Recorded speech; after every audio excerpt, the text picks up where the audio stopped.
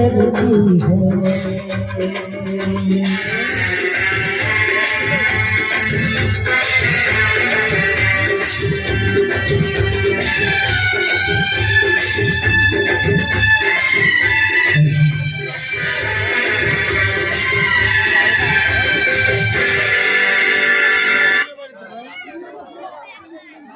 আবার স্যাক্সোফোনে মঞ্চে আসছে আমার এই বোন শুক্লা।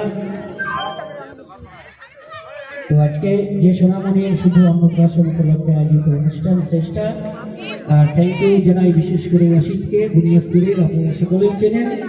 আমি বালুরঘাটে অসিতের জন্য আজকে আমি এখানে অসিতের কাছে এসেছি।